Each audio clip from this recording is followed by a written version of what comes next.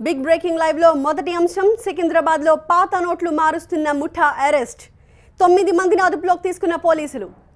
4,42,00,000 విలువైన పాత నోట్లు స్వాధీనం మధ్యవర్తులుగా రియల్టర్లు వ్యాపారస్తులు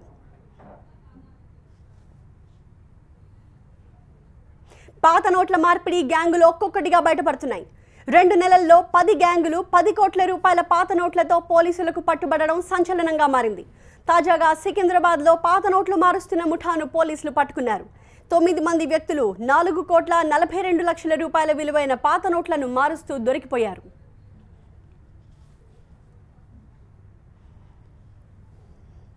పాత నోట్లు మార్చడంలో వ్యాపారస్తులే మధ్యవర్తులుగా వ్యవహరిస్తున్నారు కళ్యాణ్ ప్రసాద్ అనే వ్యక్తి హైదరాబాద్కు వచ్చి రియల్ ఎస్టేట్ వ్యాపారం చేస్తున్నాడు ఇతనికి ఫరూక్ గౌతమ్ అగర్వాల్ అనే వ్యక్తులు స్నేహితులు వీరిలో అగర్వాల్ ముత్యాల వ్యాపారం చేస్తున్నాడు ఫరూక్ కార్ల వ్యాపారం చేస్తున్నాడు పట్టుబడిన వారిలో రాజేంద్రనాథ్ అనే వ్యక్తి చార్టెడ్ అకౌంటెంట్ దగ్గర పనిచేస్తున్నాడు హరినాథ్ అనే వ్యక్తి బిల్డర్ రాజేంద్రనాథ్ హరినాథ్ కలిసి రిజర్వ్ బ్యాంక్లో పనిచేసే ఉద్యోగులతో కలిసి పాత నోట్లు మార్పించే ప్లాన్ వేశారు ఎక్కువ మొత్తంలో పాత నోట్లు ఉంటేనే మార్చుకోవడానికి వీలుంటుందని రాజేంద్రనాథ్ హరినాథ్ కట్టుకథ అల్లారు ఈ చెప్పుడు మాటలు విన్న మిగతా వ్యాపారస్తులు 4,42,00,000 జమ చేసినట్టు పోలీసులు చెప్పారు వీళ్ళంతా బంజారాహిల్స్లోని ఒక ప్రాంతంలో పాత నోట్లు మార్చే పథకం వేశారు 65% కమిషన్ని నోట్లు మారుస్తామన్నారు పాత నోట్లను మార్చుకునేందుకు ఎన్ఆర్ఐలకు జూన్ 30 వరకు అవకాశం ఉంది దీన్ని ఆసరాగా చేసుకుని నోట్లను మార్చుకునేందుకు వేసిన ప్లాన్ బెడిసికొట్టింది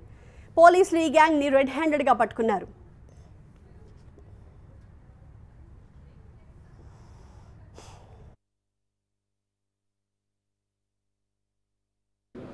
కస్టడీలోకి తీసుకొని వారి వద్ద నుంచి